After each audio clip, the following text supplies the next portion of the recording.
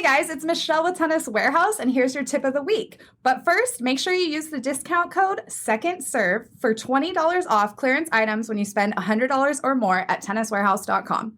Let's talk about trends in tennis apparel. We are starting to see more sustainability plays in the tennis world. So there are recycled materials going into the making of the pieces, which is awesome. We love that we're saving the planet while we're looking cute on the court. For women, a lot of shorter tops and higher waisted bottoms. And then we're seeing tons of lifestyle plays, the on-court, off-court look, plus a lot of vintage vibes. And then for men, shorter shorts and baggier tees, plus lots of prints and patterns. That's your T-Dub tip of the week. For more tips, visit us at tenniswarehouse.com.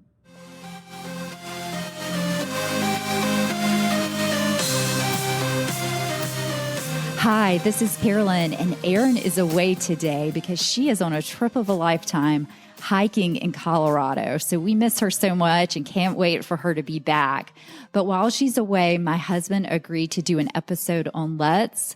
We did one previously where we discussed the rules regarding lets. And this time I'm going to go through a number of different situations I got from the Stump the Ump column from Western Wake Tennis Association about lets. Rebel Good is the one who authors this column. He also does the Court of Appeals column for Tennis Magazine. He has officiated tennis for close to 30 years, had worked at more than 20 U.S. Open events, 2 Olympics, and numerous Davis Cup and Fed Cup events. So he is definitely an expert. But today I'm going to ask Mike the questions that came up in the column and see what his answers are. Okay, the first one is, in doubles and during a long rally, a player is running back to their baseline to get a lob shot when a stray ball from another court rolls onto the court near the feet of the player. For the safety of the player's partner calls let just before the lob shot drops a foot long. Since the let was called, would play be stopped immediately and the point replayed? Or should the team that lobbed long concede the point since the point was certain to have been lost by them? Ooh, that's a great one. I would say if you call let before the point's over, then you have to replay the point, right? I think that's the right play. Now, I don't know if that's the right answer or not, but then again, it's sort of what is the rule and then what should you do? I would feel a little bit like I stole the point if I were the team that lobbed it and it landed long. I would feel a little bit sheepish about that, but I guess the rule must be if you call let, doesn't matter what happens after that, you replay the point. That's correct. Rebel has replay the point. The let was called while the ball was in play, and the player calling the let chose to claim the hindrance rather than wait for the ball to land. So you got the answer right, but I really struggled with this one because I was thinking that the side where the ball was going long called the let, and that was fine. So they're deciding, hey, we're going to decide to call let instead of seeing where the ball lands. I understand that one, but could the other team, the team that actually hit the ball long, could they have called the let? Oh, I don't know. I'm not sure about that. I guess so. You can call let on your court anywhere, right? If a ball rolls into your opponent's court or your court, you're allowed to call let. Yeah, I don't have the answer for that either. I don't have Rebel's answer, but that's what I struggled with because if I were to hit a lob that's going long and it's still in the air, I see a ball come, can I call the let from that side? I don't think so. If you've already hit your shot and it's going out and you weren't hindered or bothered by anything that happened, and then before the ball hits the fence, which it's clearly going to do, you call a let.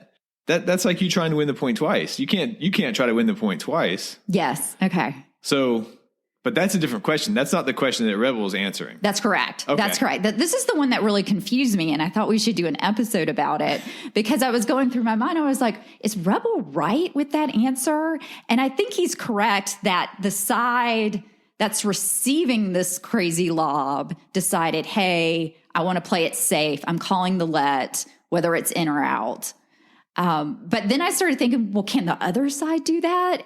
And I don't think they could. I don't think so, because you can't try to win the point twice. You have to call let before you hit it, right? You can't call let after you hit a ball if you weren't interfered with.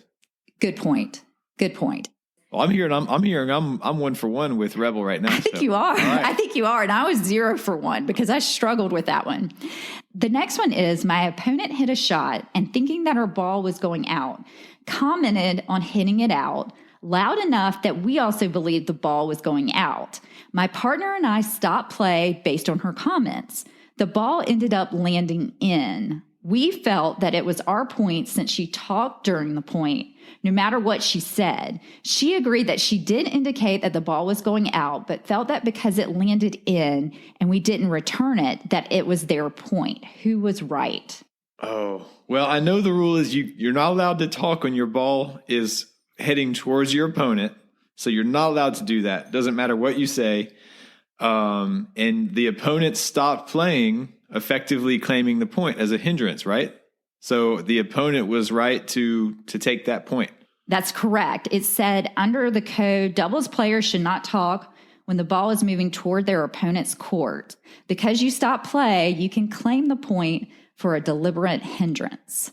Okay, I have a little different situation that happened. So I played someone who hit a crazy shot and the same thing happened. And she made this loud, like, oh, that's going to go. I totally missed it type situation as she hit it. But it landed as like a drop volley winner right over the net. And I felt like, even though it did hinder me, there was no way I could get to that ball to return it. So I felt like in that situation, I couldn't claim the point. It was actually her point.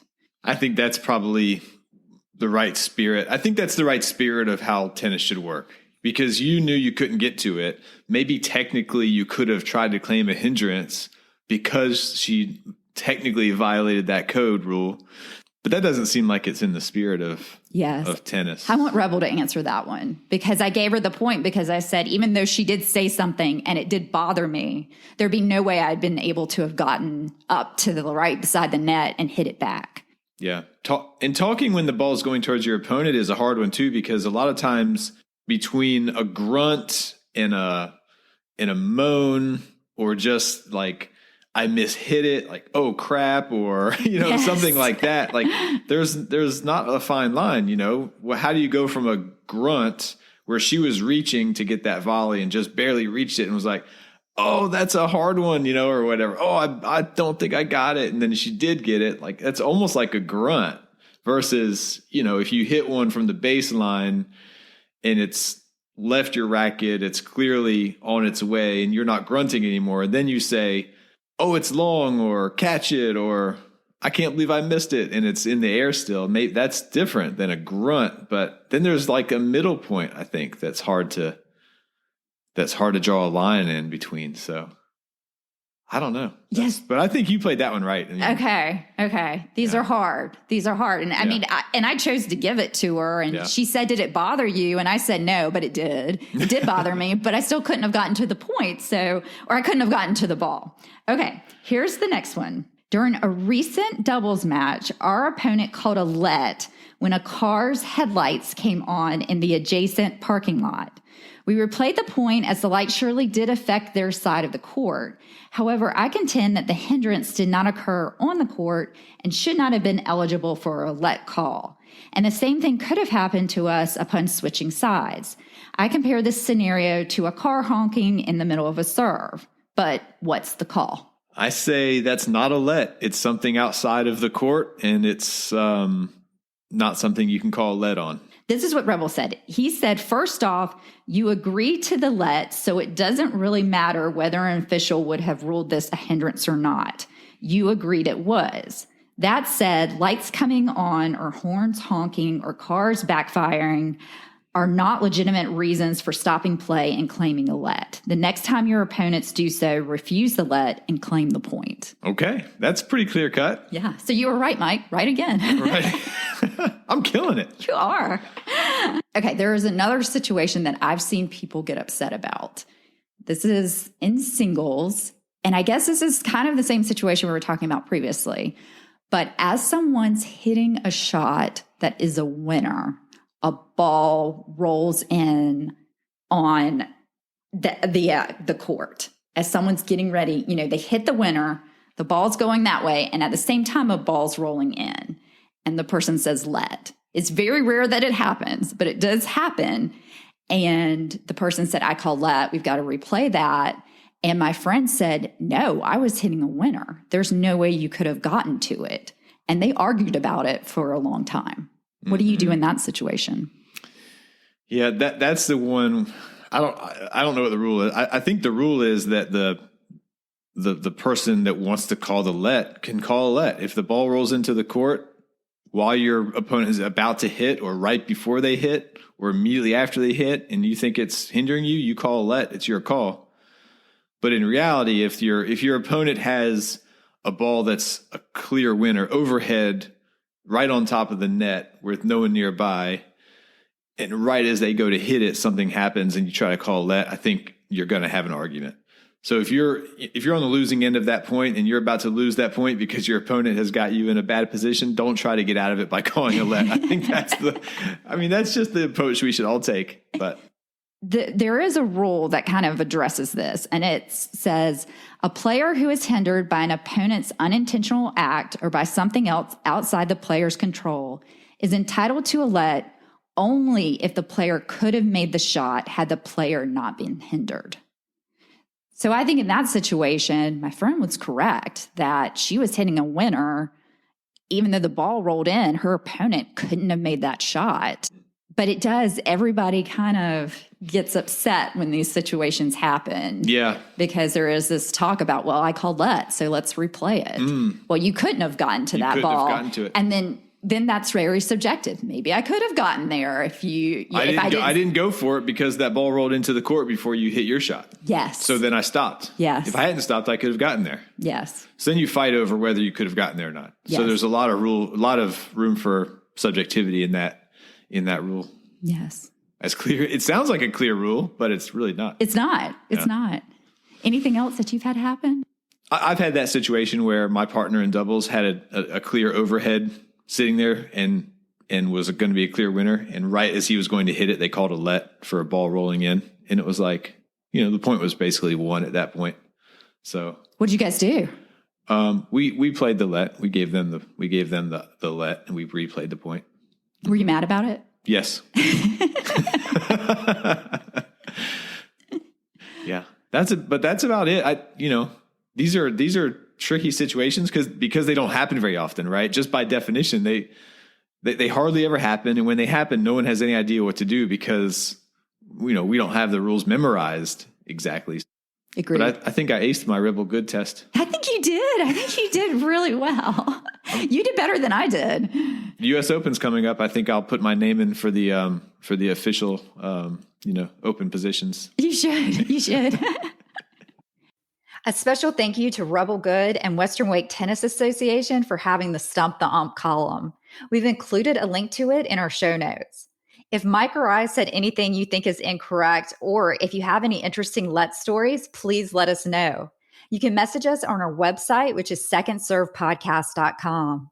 Also, thank you to Michelle from Tennis Warehouse for the tip of the week, and Tennis Warehouse for giving our listeners $20 off if you spend $100 or more on clearance items when you use the discount code SECONDSERVE. A link to the clearance items is in our show notes and on our website. Thanks so much for listening, and I hope to see you on the courts soon.